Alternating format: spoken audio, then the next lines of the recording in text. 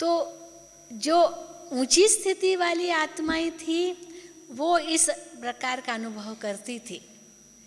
लेकिन कुछ एक बच्चे ऐसे भी थे जो बड़े देह अभिमानी थे। थोड़ा नशा होता है ना, मैं सेवा करके आया हूँ, तो थोड़ा देह अभिमानी भी थे।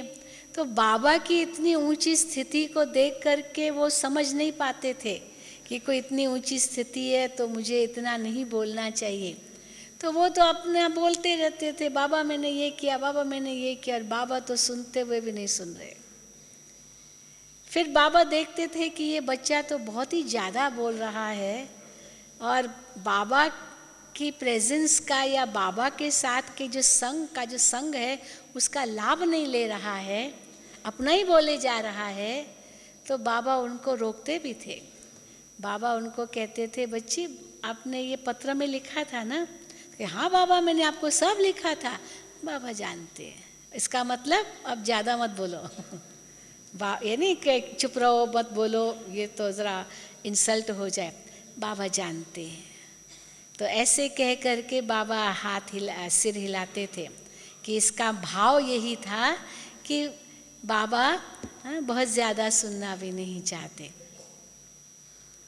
तो वो बाबा की स्थिति हमने देखी और बाबा के अव्यक्त होने के 6 महीने पहले बाबा की जो मुरलियाँ चली थी वो तो बहुत ऊंची मुरलियाँ थी, जिसमें बाबा ने कहा बच्चे तुमको टावर ऑफ पीस बनना है, शांति स्तंभ बनना है, प्रकाश स्तंभ बनना है, सारे विश्व को प्रकाश देना है, रोशनी देनी है। तो दुनिया के आगे तुम लाइट हाउस हो, तुम्हारी इतनी ऊंची स्थिति होनी चाहिए। मानो ये ब्रह्मा बाबा की खुद की स्थिति थी और उस स्थिति के आधार पर बाबा वर्णन करते थे। तो जब वो मुरलियाँ सुनते तो लगता है कि बाबा की कितनी ऊंची स्थिति होगी। और जब बाबा अव्यक्त हुए तो जो यादगार स्थान मधुबन में शांति स्तंभ बनाया गया है वो बिल्कुल उन्हीं शब्दों के आधार से बनाया गया जो बाबा के महावाक्य थे उन दिनों में, कि बच्चे तुमको शांति स्तंभ बनना है, टावर ऑफ पीस बनना है, टावर ऑफ माइट बनना है, टावर ऑफ प्यूरिटी बनना है। कई मुरलियाँ इस पर चली थी, क्योंकि जब ये बात आई कि अब यानी यहाँ ही संस्कार करना है आश्रम के अंदर ही, तो कुछ यादगार बनाया जाए। तो यादगार का नाम क्या रखा जाए? ये तो नहीं कहेंगे बस ब्रह्मा बाबा का यादगार, पर उस यादगार का कोई और नाम दिया जाए। तो इसीलिए बाबा की मुरली से ये शब्द निकाले गए, tower of peace, tower of might, tower of purity, tower of knowledge. और जो भी महावाक्य चारों ओर लिखे गए हैं वो बाबा के उस समय के बड़े पावरफुल महावाक्य होते थे।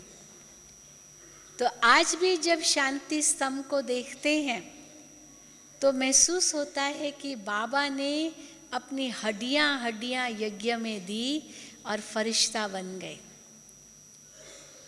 ब्रह्मा बाबा के कमरे में जाते हैं तो ब्रह्मा बाबा को माता पिता के रूप में अनुभव करते हैं, क्योंकि कमरे में बाबा के जब हम जाते थे तो सचमुच महसूस होता था कि बाबा का प्यार जैसे बरसात बरस रहा है। हाँ, जैसे वर्षा होती है ना, तो प्यार की वर्षा हो रही है, ऐसा अनुभव होता है।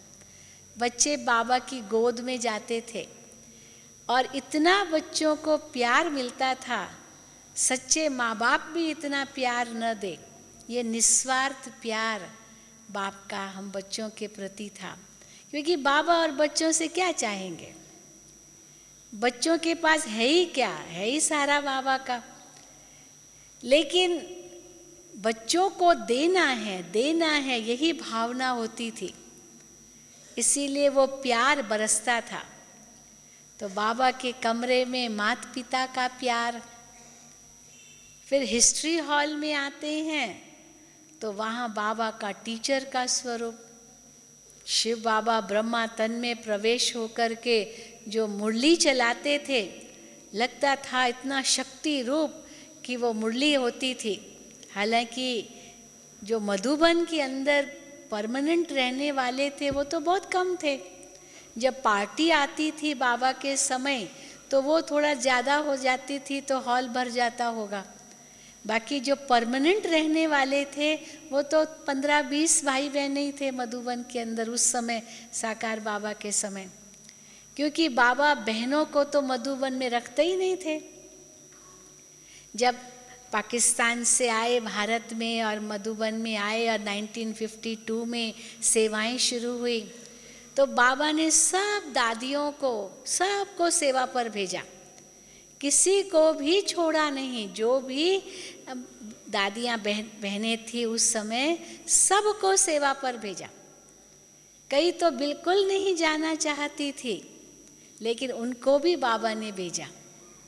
दादी जानकी अपना अनुभव सुना रही थी उस दिन कि दादी जानकी थोड़ी बीमार थी, अब सबको भेजा। दादी जानकी कहे मैं तो नहीं जाऊंगी।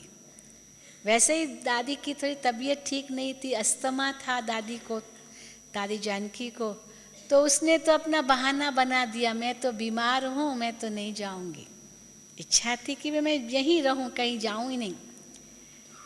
तो वो के कोने में जाकर के बैठी मुरली के सामने, नहीं तो हमेशा सामने बैठती थी हिस्ट्री हॉल में। लेकिन उस दिन वारंट निकला था, कहेंगे वारंट निकला, कैसे कहते ना, वारंट आता है तो जाना पड़ता है। तो दादी को भी वारंट आया था, तुमको जाना है, बॉम्बे जाना है, लौकिक माँ बीमार थी, उनकी सेवा में जाना है। वो कहे मैं नहीं जाऊंगी। तो वो पीछे कोने में जाके बैठ गई।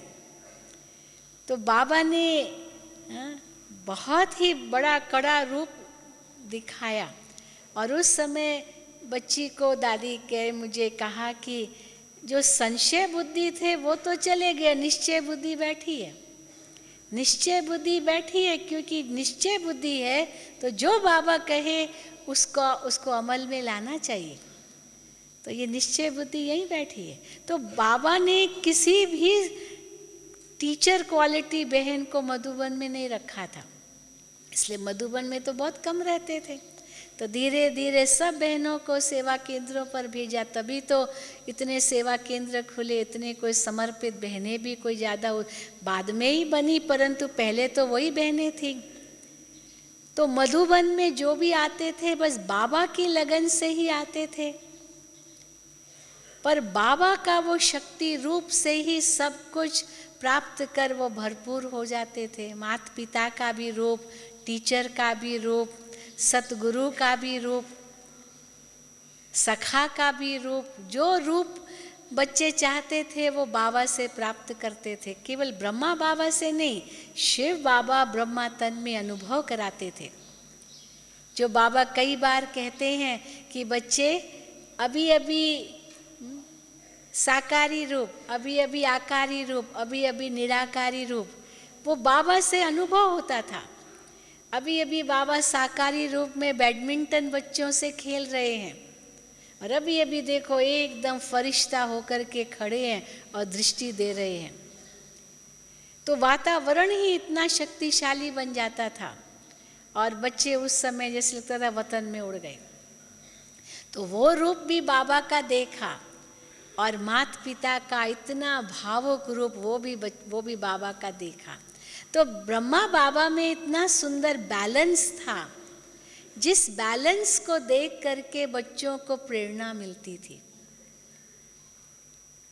तो बाप समान बनने के लिए हमको क्या करना होगा, ये तो बाबा अभी नहीं कहेंगे कि बच्चे सब कुछ छोड़ करके यहाँ आकर के बैठो। बाबा ये भी मना करते थे।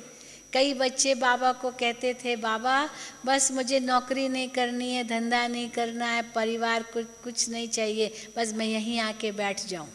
तो बाबा कहते थे, बच्चे यहाँ कैसे बैठेंगे, सारे यहाँ बैठ जाए तो फिर सेवा कौन करेगा। तो बैठने भी नहीं देते थे बाबा, सेवा पर भी भेजते थे, लेकिन सेवा के साथ साथ मधुबन का आकर्षण भी खिंचवाते थे ज़रूर। बाबा कहते थे, बच्चे आप आते हो मधुबन में, खाली बादल आते हो, खूब भरो और भर करके जा करके बरसो। तो जिस प्रकार अभी हम अव्यक्त बाप दादा को देखते हैं, बाबा कई बार कहते हैं कि बाबा के आगे 2 प्रकार की सभाएं हैं। एक सभा है साकार में जो इस समय बच्चों को देख रहे हैं, पर दूसरी सभा अव्यक्त सभा भी है जो यहाँ उपस्थित नहीं है, लेकिन बाबा फिर उस सभा को भी देख रहे हैं, क्योंकि सारे विश्व में आत्माएं बाबा के महावाक्य सुन रहे हैं, क्योंकि इंटरनेट के माध्यम से बाबा की मुरली सब तरफ जाती है। विदेशों में तो बाबा को देखते भी हैं, भारत में नहीं ये टेक्निक अपनाई है, पर विदेश में तो इंटरनेट के माध्यम से बाबा का चित्र भी, जो कुछ मधुबन में या दृश्य होता है यहाँ स्टेज पर, वो सब देखते भी हैं। बिल्कुल उनको लगता है जैसे हम सामने बैठे हैं। तो बाबा के आगे वो दोनों प्रकार की सभाएं हैं। तो साकार में भी हम यही अनुभव करते थे कि बाबा के सामने 2 प्रकार की सभाएं होती थी। जो साकार में बाबा के सामने होते थे वो तो बहुत थोड़े होते थे, लेकिन बाबा की जो मुरली चलती थी वो तो इतनी ज़बरदस्त चलती थी, जो ऐसे लगता था कि बाबा के सामने तो हज़ारों बैठे हैं। कितने हज़ारों बैठे होंगे, जबकि बैठे होंगे 1-200 भी नहीं, 1-200 भी नहीं, हज़ारों या लाखों कहो। तो बाबा से कई बच्चे पूछते थे कि बाबा आज तो आपने ऐसी मुरली चलाई जैसे कि पता नहीं कितने बच्चे आपके आगे बैठे थे। तो बाबा कहते थे, बच्चे मैं केवल इनको देख के थोड़ी मुरली चलाता हूँ, बाबा के पास तो भविष्य में लाखों बच्चे आने वाले हैं। बाबा उन बच्चों को देख करके मुरली चला रहे हैं, मुरली चला रहे हैं। इसीलिए इतना बुलंद रूप से बाबा मुरली चलाते थे। तो बाबा वर्तमान में होते हुए भी, वर्तमान में भी स्थित थे, तो भविष्य का भी दिग्दर्शन करते थे। तीनों काल बाबा के आगे ऐसे स्पष्ट थे, इतनी बेहद की स्थिति में रहते थे। तो आजकल जैसे कहते ये तेरा मेरा, बाबा तो इन बातों से तो बिल्कुल ही दूर थे। जैसे ही बाबा ने अपना जीवन समर्पित किया, बाबा ने कभी पैसे को हाथ ही नहीं लगाया, पैसा, हाँ, रुपयों को हाथ भी नहीं लगाया। वो खजांची जो बहन होती थी, संभालती थी, वही सब करती थी, पर बाबा ने कभी हाथ नहीं लगाया। बाबा ने कहा, बाबा ने एक बार छोड़ा सो छोड़ा। तो बेहद के वैरागी भी थे, बेहद के सन्यासी भी थे, बेहद के त्यागी तो थे ही। अब वो स्वरूप जो बाबा ने अपनाया, हम बच्चों को कैसे अनुभव हो, हम उसके लिए क्या करें? उसके लिए वो तो नहीं कर सकेंगे जो बाबा ने किया। बाबा ने तो अपना धंधा ही समेट लिया और जो कुछ प्रॉपर्टी थी वो बहनों के आगे समर्पित कर दी। अब वो रूप तो नहीं कर सकेंगे, क्योंकि बाबा ने अभी तो वो दृश्य बदली किया है कि बच्चे तुमको घर गृहस्थ में भी रहना है, समर्पित बुद्धि भी बनानी है, परंतु घर गृहस्थ में भी रहना है। घर गृहस्थ में रहते हुए बुद्धि योग मेरे साथ लगाना है, मेरा समझ करके चलना है। अब ये और भी ऊंची मंजिल है, छोड़ देना ये एक बात है, और समर्पित हो जाना उसके साथ ये दूसरी बात है, और घर गृहस्थ में रहते हुए मन से समर्पित हो जाना ये तीसरी बात है। तो सन्यासी लोग तो सब छोड़ करके चले जाते हैं माया समझ करके। ब्रह्मा बाबा ने छोड़ा कुछ नहीं, जो कुछ उनकी प्रॉपर्टी थी और परिवार था, घर था, जो कुछ था, सब जैसे श्री कृष्ण अर्पणम कर दिया है, यज्ञ बना दिया अपने घर को ही। जैसे कई भाई बहनें आजकल हम देख रहे हैं अपने घर को गीता पाठशाला बना देते हैं, सेंटर बना देते हैं। तो बाबा ने भी ऐसे ही किया, अपने घर को सेंटर बना दिया था, पूरा परिवार बाबा का इसमें आ गया, समर्पित हो गए। और तीसरा रूप है जो रहते घर गृहस्थ में हैं, जाते हैं सेंटर पर घर को भी एक सुंदर वातावरण देकर रखा है, जो भी जाता है उनको महसूस होता है कि ये तो बड़ा ही शुद्ध पवित्र स्थान है, भले वो सेंटर नहीं भी है, क्योंकि पूरा परिवार ज्ञान में है। किनका पूरा परिवार ज्ञान में नहीं है, पर फिर भी बाबा कई बार कहते हैं हंस और बगुला इकट्ठे रहते हैं तो हंस को तो वह सहन करना पड़ता है, लेकिन फिर भी सहन करते समाते हुए दूसरों को प्रेरणा देते हुए परिवर्तन कर सकते हैं, ऐसे नहीं कि नहीं कर सकते। एक बुरा व्यक्ति अगर परिवार में होता है तो सारे घर का वातावरण कितना तनावपूर्ण बना देता है। एक बुरा व्यक्ति, एक शराबी हो या कोई बुरे व्यसनों वाला हो तो पूरे घर के वातावरण को दूषित कर देता है। तो एक की बुराई सारे वातावरण पर, परिवार पर अपना प्रभाव डाल सकती है, तो एक की अच्छाई क्या सारे घर पर अपना प्रभाव नहीं डाल सकती है? कई बार लगता है बड़ा मुश्किल है, बुरे का प्रभाव जल्दी पड़ता है, अच्छे का प्रभाव इतना जल्दी नहीं पड़ता है। लेकिन हमारा दृढ़ संकल्प वो परिवर्तन अवश्य कर सकता है, ये निश्चय जरूर होना चाहिए। बाबा हमसे यही चाहते हैं। तो शुरू में तो यज्ञ की स्थापना हुई तो सब समर्पित हो गए, लेकिन अभी का माहौल तो दूसरा है। उस समय कई कहते हैं कि शुरू में जो इतने विनाश के साक्षात्कार हुए वो अभी क्यों नहीं हो रहे हैं? तो अभी बाबा कहते हैं ज़रूरत ही क्या है, वो तो प्रैक्टिकल में देख रहे हो, विनाश के नज़ारे हो ही रहे हैं। तो प्रैक्टिकल में जो दिखाई दे रहा है उसके लिए साक्षात्कार की ज़रूरत ही नहीं है, पर हाँ अंत के समय के साक्षात्कार बड़े ज़बरदस्त होंगे। पर उसके लिए हमें वो संपूर्ण स्थिति को प्राप्त करना होगा, तभी तो वो साक्षात्कार नई दुनिया के यहाँ बैठे बैठे कर सकेंगे। घर जा रहे हैं ये साक्षात्कार कर सकेंगे। सत्युगी दुनिया में मेरा क्या पद होगा वो साक्षात्कार कर सकेंगे। तो बाप समान स्थिति बनाने के लिए बाबा ने जो कुछ किया अपने आप को संपूर्ण बनाने के लिए, वो हम बच्चों को करना है। बाबा ने ये जो ज्ञान दिया है ये बड़ा बैलेंस का ज्ञान दिया है। हमें बाबा ये भी नहीं कहते हैं सन्यासी बन जाओ, ये भी नहीं कहते हैं कि सबको जमा करो, ये भी नहीं, छोड़ो भी नहीं, फंसो भी नहीं, पर निभाओ और निभाते हुए अपने आप को डिटैच करते जाओ। निभाते हुए, छोड़ करके अलग नहीं हो जाओ, पर निभाते हुए अपने आप को न्यारा बनाते जाओ। कैसे न्यारा हम बनाएंगे? जैसे बाबा ने अपने आप को न्यारा बनाया।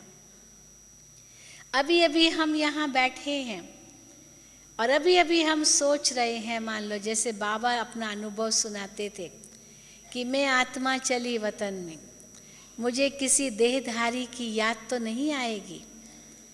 अगर किसी देहधारी की याद आई तो फेल। अगर मैं आत्मा इस समय वतन में चली जाऊं या शरीर छोड़ दूं तो मुझे कोई भी देहधारी की याद न आए सिवाय बाबा के, तो समझो पास हो गए। तो ब्रह्मा बाबा भी देखो पास हो गए। हालांकि बाबा ने किसी को कुछ कहा नहीं, सारे दिन में सेवा भी पूरी की, पालना भी पूरी दी, क्लास भी कराया, लेकिन उसके साथ साथ जब जाने का समय हुआ तो 1 सेकंड में पंछी उड़ गया। पर बाबा के सामने इतनी बड़ी जिम्मेदारी तो थी ना, इतना बड़ा यज्ञ था। बाबा को संकल्प तो जरूर चला होगा कि इतना बड़ा यज्ञ है, तो दादी जी का आह्वान तो किया ही होगा मन में।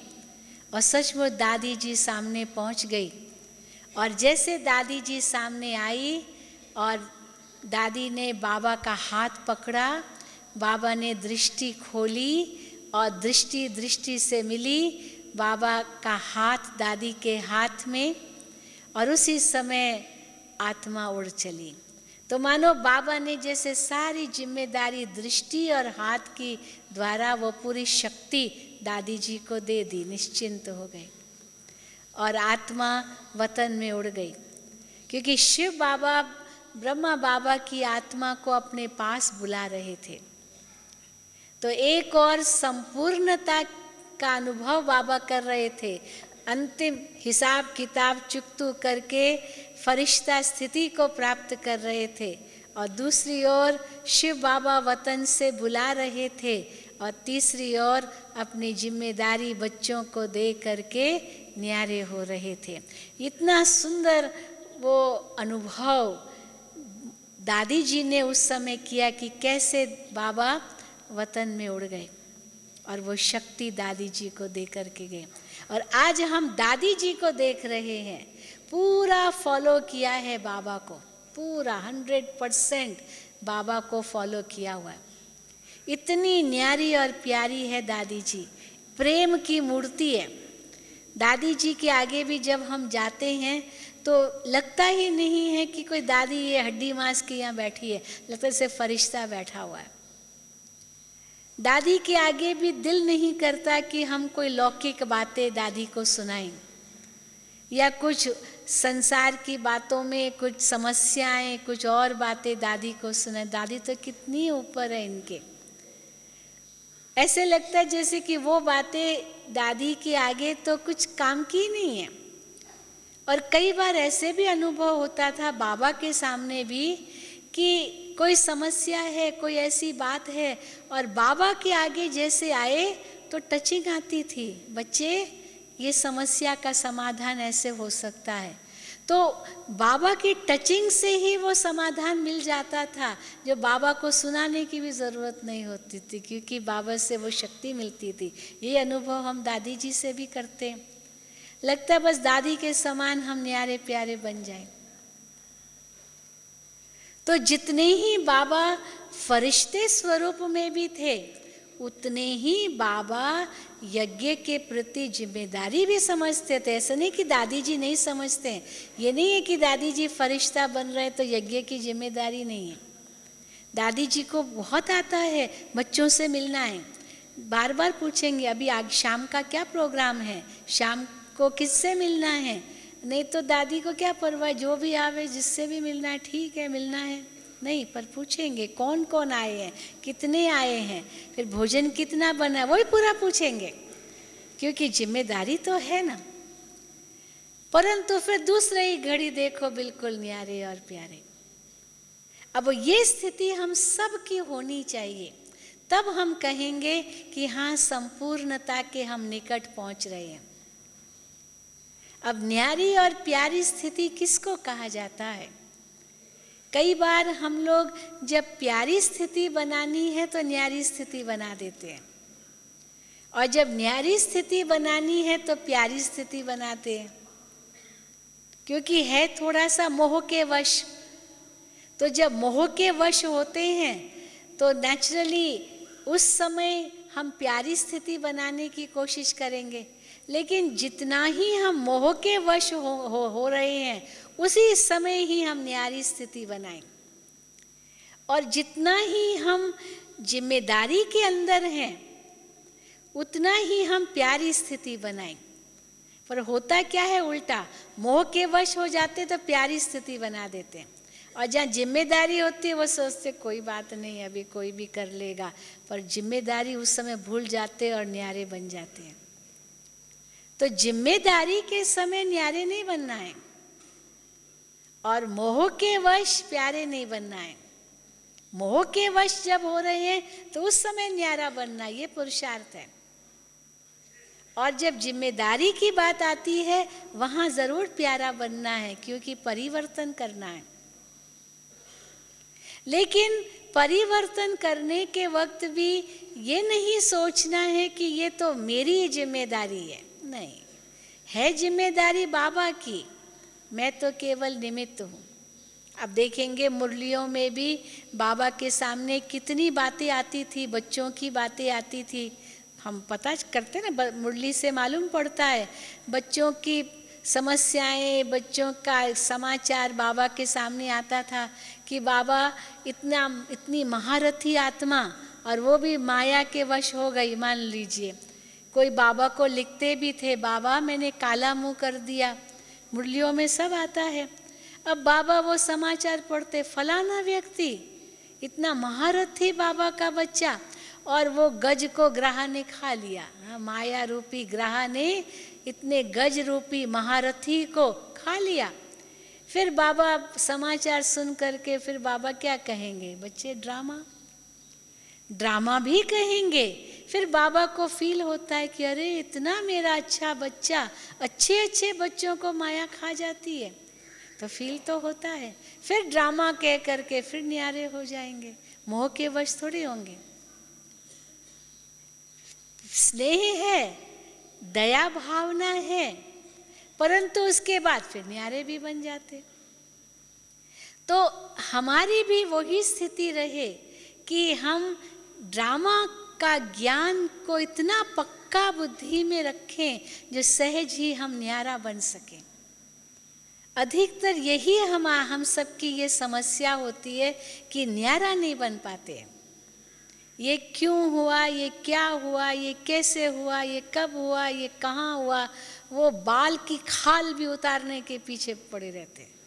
दुनिया में तो हम देखते हैं ना, सरकार के कितने ऐसे केसेस होते हैं, कोई स्कैम्स होते हैं, कोई कांड होते हैं, वो सालों साल वो चलता ही रहेगा। अभी बंद हुआ फिर चालू हो जाता है, अभी बंद हुआ फिर चालू हो जाएगा, चालू होता रहेगा, और बन जाने कहाँ की बातें निकालते रहेंगे। वो बाल की खाल उतारना उसको कहते हैं। अब बाल तो निकालते, उसकी खाल भी उतार दे, हाँ? इतनी गहराई में चले जाते हैं। कोई मनुष्य मर गया आज से 50 साल पहले, वो मुर्दे को भी निकालेंगे, और भाई ये कैसे मरा, गोली से मरा या जहर से मरा, उसका DNA करेंगे, ये करेंगे, वो करेंगे। अब 50 साल पहले मर गया, 100 साल पहले मर गया, न जाने कितना, अभी भी वो करते रहेंगे। दुनिया में तो ये बहुत होता है, पर ब्राह्मण परिवार में तो ये सब न हो न, इसने मेरे साथ ऐसे किया, इसने मेरे साथ ऐसा व्यवहार किया। अब चलो 10 साल पहले ऐसे किया होगा, अभी तो बदल गया वो, अभी तो बिंदु लगा देना चाहिए।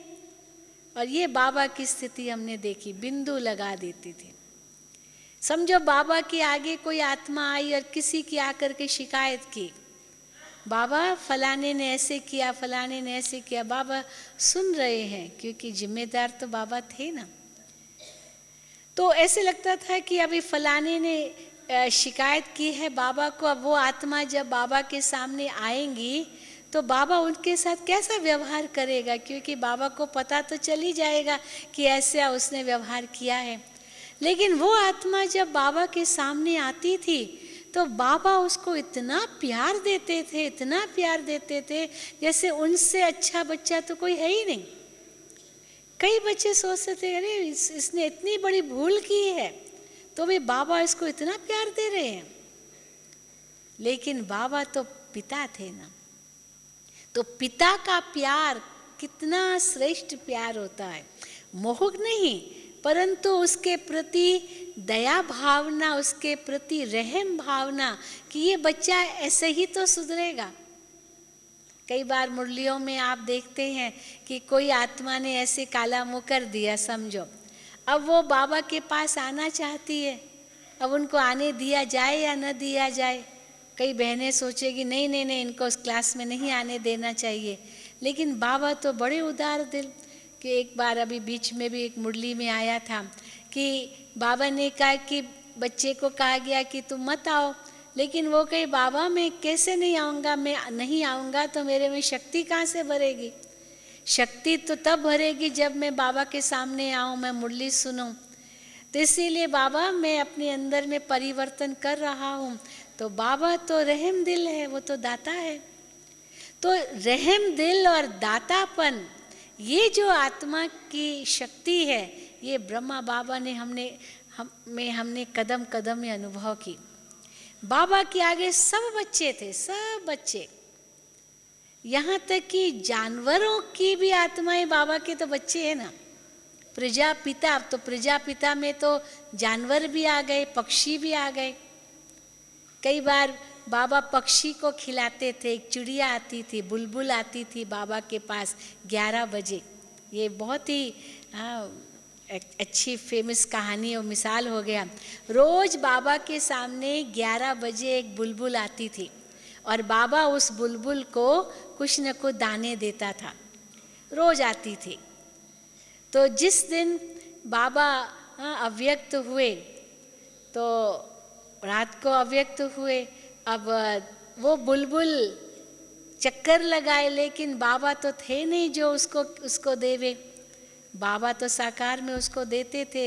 एक दिन भी वो बुलबुल नहीं आती थी तो बाबा कहते आज बच्ची क्यों नहीं आई? बच्ची कौन सी नहीं आई? वो बुलबुल बच्ची। बंदरों को ही बाबा बच्चे कहते थे, बच्चे को दो। कौन से बच्चे? बंदर को दो।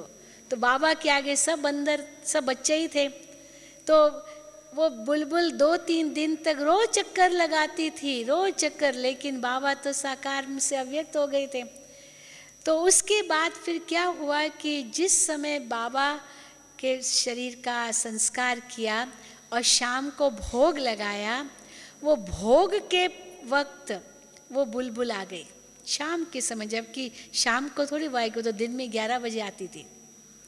तो शाम को जिस समय भोग लगाया वो बुलबुल उसी समय चक्कर काटने लगी। चक्कर काटते जाए, जाए नहीं, भोग लग रहा है। और उसके बाद जब उस बुलबुल को एक दाना दिया उसी भोग में से, उसके बाद वो बुलबुल कभी नहीं आई। देखो ये भी एक अब क्या हिसाब किताब है।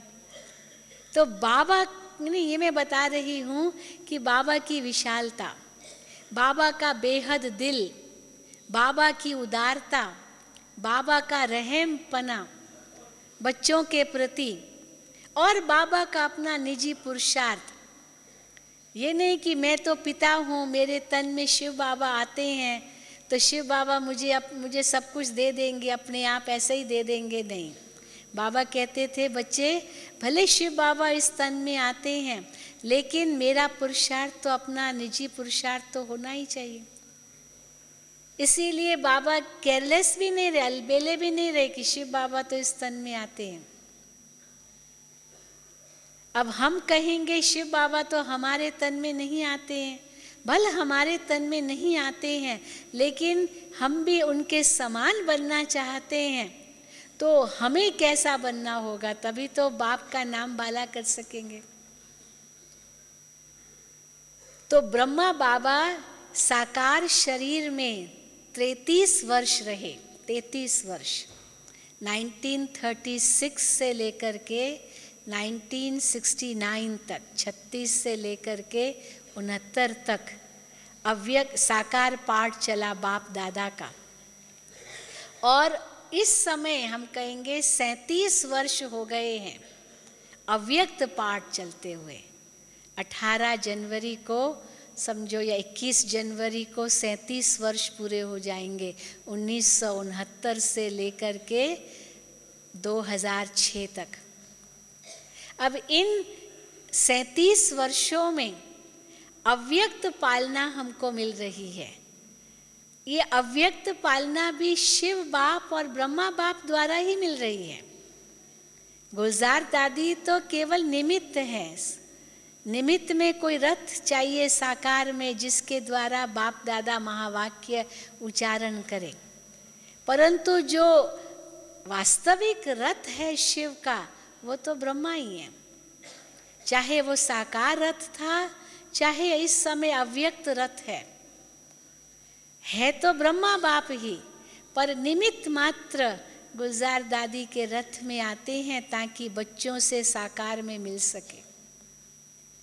पर गुलजार दादी का भी पाठ कोई कम नहीं है, क्योंकि शुरू से ही, पहले दिन से ही, जब से वो बाबा के पास आई, 9 साल की उम्र की थी वो, बाबा के पास आते ही उनको सबसे पहले साक्षात्कार हुआ। तो साक्षात्कार का पाठ तो दादी गुलजार का बचपन से ही था, 9 साल की उम्र से ही। और विशेष आत्मा है क्योंकि बिल्कुल निरसंकल्प आत्मा है। बाबा की जो ऑफिशियल संदेशी थी वो संतरी दादी थी। साकार में बाबा की ऑफिशियल संदेशी गुलजार दादी तो दिल्ली में रहती थी, पर ऑफिशियल जो संदेशी थी, जैसे दादी जी के साथ मोहिनी बहन है, वैसे ही बाबा के साथ संतरी दादी रहती थी। संतरी दादी बहुत विशेष आत्मा थी। उनको बाबा कहते थे गो सून कम सून। वो ऐसी संदेशी थी, बाबा से दृष्टि लेती थी और 5 सेकंड में वतन में उड़ जाती थी और 1 मिनट के अंदर वापस भी आ जाती थी। बाबा उनको कहते थे जाओ बच्ची, बाबा को ये कह के आओ या बाबा से ये पूछ के आओ। और बाबा से वो दृष्टि ले रही है और 1 सेकंड में देखो गई, आंखें बंद हुई और गई वतन में। और बाप दादा को अव्यक्त वतन में संदेश सुनाती थी और कुछ डायरेक्शन लेने होते थे वो लेकर आती थी और बाबा को आकर के सुनाती थी। तो संतरी दादी बाबा की ऑफिशियल ट्रांस मैसेंजर थी, सदा ही बाबा के अंग संग रहती थी और बाबा के जो भी कुछ यज्ञ के प्रति जो कुछ भी था, वो कोई भी बात पूछना करना संदेशी संतरी दादी वतन से पूछ कर के आती थी। तो जब बाबा अव्यक्त हुए तो पहले बाबा का रथ वहीं था और संदेशी संतरी दादी वतन में गई, क्योंकि दादी जी को कुछ पता नहीं कि अभी आगे करना क्या है। रथ वहीं है, अब आगे क्या करना है, कैसे चलाना है, ये कुछ पता नहीं। और संदेशी तो थी ही संतरी दादी।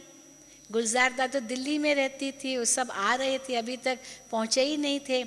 तो संदेशी के रूप में संतरी दादी को दादी जी ने कहा, दादी प्रकाश मणि जी ने कहा कि जाओ आप बाबा को वतन में देखो, वतन में बाबा से पूछो, क्योंकि वो वतन में तो बाबा को देखती थी, वतन में अव्यक्त रूप बाबा का देखती थी और फरिश्ता रूप देखती थी जिसमें शिव बाबा और ब्रह्मा बाबा की आत्मा दोनों चमक रही है वतन के अंदर, उस अव्यक्त शरीर में वो देखती थी। तो दादी जी ने उनको कहा कि जाओ वतन में पूछो बाबा से कि क्या करना है। तो दादी संतरी दादी 2-3 संदेश 2 दिन तक ये संदेश लेकर आई। बाबा ने कहा कि बाबा गए नहीं हैं, बाबा ने केवल कमरा और कपड़ा बदली किया है। अव्यक्त वतन वासी बने हैं तो कमरा अव्यक्त वतन का और वस्त्र फरिश्ता के, इसीलिए कमरा और कपड़ा बदली किया है, बाबा गए नहीं हैं, बाबा बच्चों के साथ है। तो इस प्रकार कई संदेश दादी जी ने संतरी दादी से कहे कि जाओ बाबा से पूछ कर आओ, और वो बताती थी। फिर लास्ट में बाबा ने यही संदेश दिया कि जब शरीर का अंतिम संस्कार हो जाएगा उसके बाद बाप दादा आएंगे और बच्चों से मिलेंगे और बच्चों को सब श्रीमत देंगे। तो जब संस्कार किया, जहाँ अभी शांति स्तंभ है मधुबन में, वहीं पर किया दोपहर के समय। और फिर था प्रश्न कि संदेशी कौन बनेगा, कौन किसके तन में बाबा आएंगे। तो ये भी इस बाबा ने संदेश भेजा था कि जो सभी मिल कर के राय करेंगे, सभी दादियाँ, वो ऑफिशियल संदेशी बनेगी। संदेशियाँ तो बहुत थी, मोहिनी बहन भी संदेशी थी, एक संदेशी दादी है अपनी उड़ीसा में, वो भी संदेशी दादी है, संदेशी है। तो संदेशियाँ तो बहुत थी, कई अच्छे अच्छे एक्सपर्ट्स थे। गुलजार दादी तो थी, पर संतरी दादी तो बाबा की मेन संदेशी थी। तो जब ये संदेश आया कि कौन मुख्य अभी मैसेंजर बनेगा या ट्रांस मैसेंजर के रूप में, जिसके द्वारा बाप दादा आए और मुरली चलाए, उसको तो ऑफिशियली अनाउंस करना पड़ेगा। तो संतरी दादी ने सोचा कि मैं तो वैसे ही बाबा की थी, बाबा का संदेश लेकर के आती थी, तो उसने ही सजेस्ट किया कि गुलजार दादी हो, क्योंकि गुलजार दादी बहुत ही निरसंकल्प आत्मा, और वो बाबा के साथ ज़्यादा नहीं रही, बाबा ने उसको सेवा में ही भेजा था। तो अगर संतरी दादी होती तो शायद कोई विश्वास भी नहीं करता, क्योंकि बाप दादा उनके तन में आते थे, बाबा के साथ तो रहती थी। तो इसलिए उसने सजेस्ट किया कि गुलजार दादी हो, क्योंकि गुलजार दादी न्यूट्रल आत्मा थी। तब गुलजार दादी मुकर्रर की गई, और जब बाप दादा गुलजार दादी के तन में आकर के बोलते थे, तो बच्चों से जब मिलते थे तो बच्चों की कई बातें बाबा सुनाते थे। तो क्योंकि उस समय ये विश्वास करना कि ये बाप दादा इनके तन में आए हैं, इतना सहज नहीं भी लगा कि हो सकता है ये खुद ही बना रही हो गुलजार दादी, कैसे पता चले। हाँ, निश्चय बुद्धि आत्माएं तो समझ जाएंगी, पर कई नहीं भी समझेंगी। तो गुलजार दादी तो बाबा के साथ रहती कहाँ थी, वो तो दिल्ली में रहती थी। तो जब बाप दादा बच्चों से मिलने के लिए आते थे तो बच्चों को कई ऐसे बातें कहते थे जो बाबा ने साकार में कही थी। तो धीरे धीरे विश्वास बैठता गया कि ये कोई गुलजार दादी अपने आप नहीं बना रही, उनको तो कुछ पता भी नहीं है, क्योंकि बाप दादा की भाषा और गुलजार दादी की अपनी भाषा बिल्कुल ही नहीं आ रही, सब कुछ अलग। तो अव्यक्त पाठ जो शुरू हुआ 1969 से 21 जनवरी से, उस समय से मानो यज्ञ का स्वरूप परिवर्तित हो गया। बाबा ने जो साकार द्वारा सेवा की वो संपन्न हुआ पाठ, और अव्यक्त का पाठ शुरू हुआ।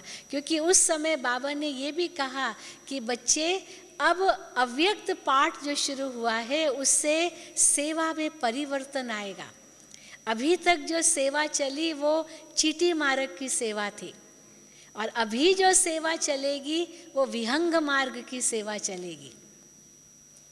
अभी तक जो साकार में तुम्हें मुरलियाँ मिली वो कोर्स था, और अभी जो मुरलियाँ मिलेगी ये फोर्स का रूप होगा, फोर्स। अभी तक जो मुरलियाँ मिली वो तो उसमें से हीरे चुने, जैसे रेत से हीरे चुनते हैं ना, वो हीरे चुनने का काम किया साकार मुरलियों द्वारा। और अभी जो मुरलियाँ अव्यक्त चलेगी ये हीरे को पॉलिश करने का स्वरूप होगा। रेत से तो निकलेंगे साकार मुरलियों से, और अव्यक्त मुरलियों से पॉलिश होगा। हीरों पर हीरों की पॉलिश होती है ना, या उसको तराशते हैं, चमक लाते हैं। अभी तक शिव बाप बच्चों के सामने थे, और अभी शिव बाप और ब्रह्मा बाप गुप्त हो जाएंगे और शक्तियाँ प्रकट होगी। तो देखो, अब हम देख रहे हैं कैसे शक्तियाँ प्रकट हुई है, और ये शक्तियाँ शिव की शक्तियाँ शिव को प्रत्यक्ष कर रही है, और शिव बाबा शक्तियों को प्रत्यक्ष कर रहे हैं। तो शिव शक्ति का ये वंडरफुल पाठ इस समय संगम पर चल रहा है, और ये पाठ चलते चलते आखिर शिव बाबा भी प्रत्यक्ष हो ही जाएंगे और शक्तियाँ भी प्रत्यक्ष हो ही जाएंगी, सारे ब्राह्मण परिवार वाले भी प्रत्यक्ष हो ही जाएंगे। दुनिया के आगे होगा हाहाकार, और बच्चों के आगे क्या होगा? जय जयकार। वही नज़ारे हम देखेंगे ज़रूर, लेकिन उसके लिए बाबा कहते जीते रहना, अंत तक जीते रहना, तब ये दृश्य देखेंगे। यही वरदान बाबा का बच्चों को मिलता है। तो आज हम बाबा से डायरेक्ट सुनेंगे, महावाक्य मिलेंगे, हमें वरदान मिलेंगे, जिसको हम अपनी झोली में भरेंगे, और कुछ संकल्प भी करेंगे कि बाप समान हमें संपूर्ण बनना है। फरिश्ता ब्रह्मा बाबा हमारे लिए वतन में इंतज़ार कर रहे हैं, ताकि मेरे बच्चे संपूर्ण बने और मेरे साथ वतन का दरवाज़ा, परम धाम का दरवाज़ा खोले। ओम शांति, ओम शांति, ओम शांति।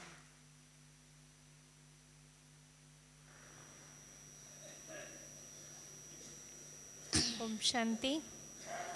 आदरणीय शीलू बहन जी को आप सबकी तरफ से बहुत बहुत धन्यवाद। ऐसा लग रहा है कि हम सब साकार बाबा के साथ हैं। जिस दिन बाबा अव्यक्त हुए उस दिन हम भी थे, ऐसा ही हमें अनुभव कराया। तो बहुत बहुत धन्यवाद। अभी